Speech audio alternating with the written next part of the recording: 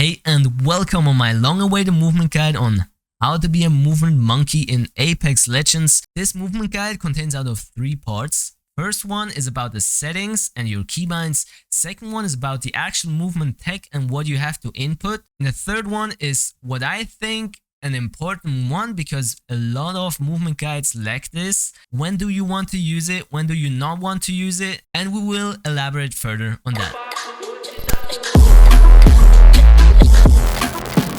So let's get straight into it. So we're gonna go over gameplay. So first of all, interact prompt style. You want that compact. You don't want your screen to be clustered with stuff you don't want to see. Same for button hints. Turn that off. Crosshair damage feedback as well. These are all stuff that will cluster your screen and make your enemies less visible. So you want to know how much damage you do, but you don't want to have it clustered like thing where you'd have to calculate. And this one that covers too much. So me personally, I have that on stacking. Ping opacity faded. You don't want your enemies to hide behind your pings. This one, I don't know how to pronounce it, but turn that on. You want to know when you knock an enemy or when you eliminate an enemy. Minimap rotation is personal preference. If you want your minimap to spin while you spin, then okay. If not, then turn it off. This one, turn it off. Doesn't really matter. Auto sprint, this is a big one. I personally have it on because, I mean, I'm a movement player myself. I have it turned on and I don't have any issues. So if you want to turn it off, turn it off. If you turn it on, turn it on. For me, it's just easier if I have turned it on. Double tap sprint, turn that obviously off. You don't need that either way. Jetpack control, turn that on hold. You don't really need that. Incoming damage feedback, I have that on 2D. Taking damage closes death box or crafting menu, turn that off. That's pretty important. That's actually a big one. If you turn that off, you are not able to pull off a shield swap while somebody shoots you. So you really want to turn that off. Pop-up, I have that off. It just clusters your screen. Then the next ones are pretty much personal preference. Important, I would say, is performance displays. So you know how much FPS your game is running on and if you have packet loss. And maybe reticle and laser sight, just customize your color to a color that fits you. My personal advice, use light colors so you see them mid-fight. Then colorblind mode, I will personally recommend Tritanopia because it makes your color more vibrant and as well, your game just looks way better with it. And everything else, you don't really need that. So let's go to mouse and keyboard. So to the mouse sensitivity, me personally, I use 2.3 in-game, 400 DPI on my mouse, since I have a pretty light mouse. And on the Windows settings, I have it turned into the middle. At the end of the day, you'll have to figure it out yourself. I can recommend this sensitivity. I've been rocking this for a long time now. Me personally, I'm a low sense enjoyer, so I love it. I use it, and ADS I have on 0.8. If you need it, you can even adjust every single optic side, but for me, it's good like this. Mouse acceleration, turn that off. You don't want that. Mouse invert. I mean, if you're a guy that plays on mouse inverted, okay, then you're that guy, then you're him. Lighting effects, me personally, I don't use that, so I have it turned off. Now, to the actual keybinds. I'll go over it and explain it one by one. So the WASD, I don't have to go over that.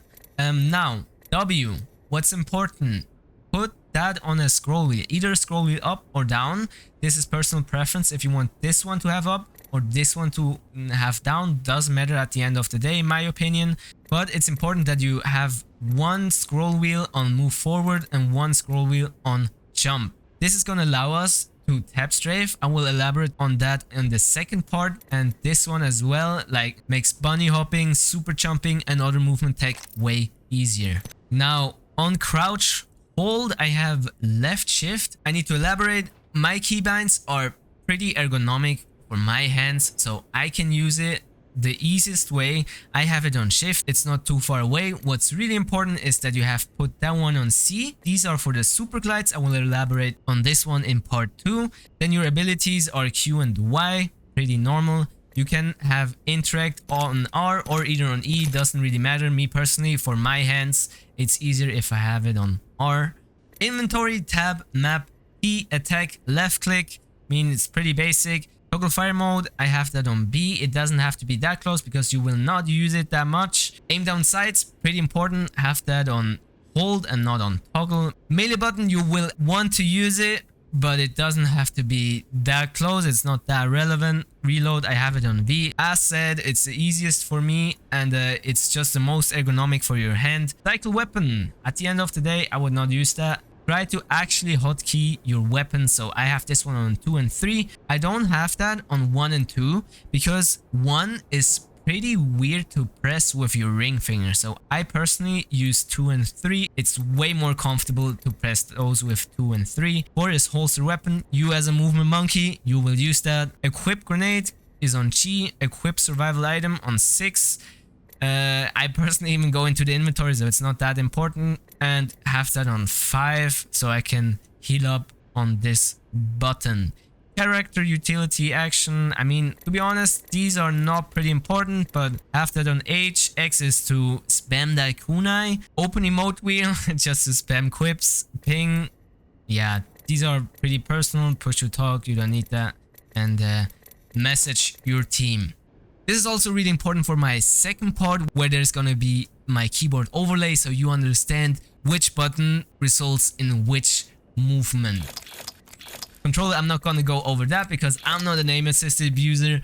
Here we go to video. Display mode, put that on full screen because that's gonna allow you to have the best performance. Aspect ratio, 16:10. At the end of the day, you can play stretched, you cannot play stretched, whatever you'd like. I personally play stretched. It's not that big of a difference, but it makes the game more appealing to me, makes my movement look faster. Whatever you want, whatever you need, it's personal preference.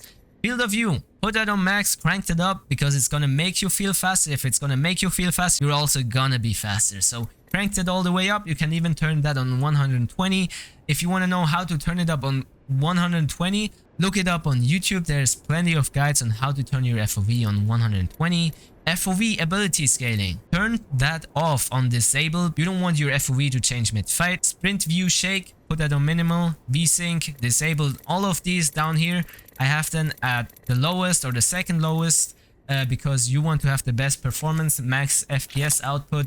Your game should run on the max FPS possible, and this is why these are on the lowest. On the audio settings, these are not really important. Important is that you have the right output device, right input device. If you use voice chat, then sound effects, I have that on 100 because I want to be able to listen to everything that that happens around me, steps, shots in distance, whatever it is, I want to be able to listen to it.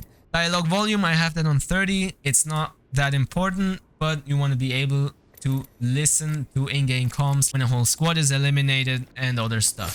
So now, since we have the settings done, you can dive into part 2 where we discuss the actual inputs. It should be linked in the description and you should find it on screen somewhere.